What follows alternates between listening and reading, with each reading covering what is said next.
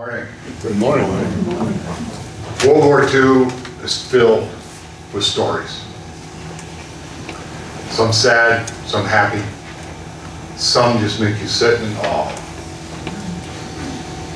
Let's follow two boys as they grow to be men in this country's greatest generation. Oh, thank you, Dennis. Everyone hear me? Yes. Okay, I was born in a small town by the name of Gunner, 15 miles northeast of Dallas, December 13, 1921.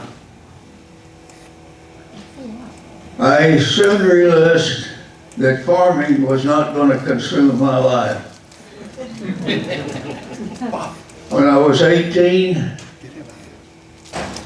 I finally was able to convince my mother to sign the papers, and I joined the Navy.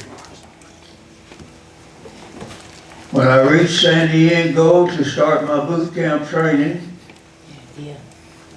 I went to the Naval station, received all my clothing and all the wares, was examined by the doctor, and it so happened that my last job prior to joining the Navy, I was cutting prickly pears in the pasture with a long-handled shovel, piling the pears, letting them dry, and then burning them so the cattle couldn't eat them.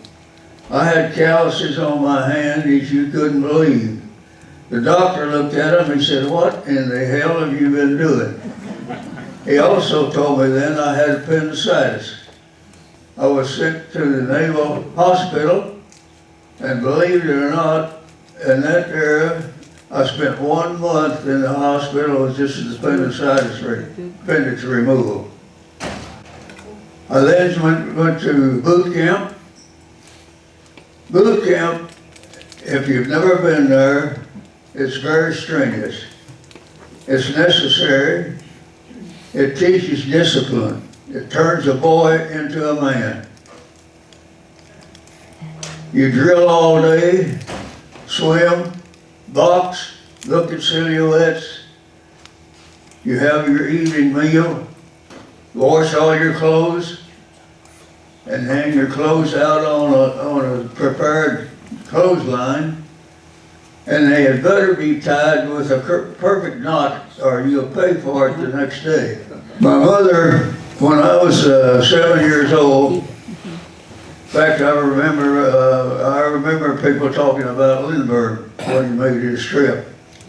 My mother had a brother who was a barnstorming pilot. He was flying around Dallas during the Dallas Fair. He inverted the aircraft, his seatbelt broke, and of course he fell to his death. But I always wanted to fly, and that's what happened.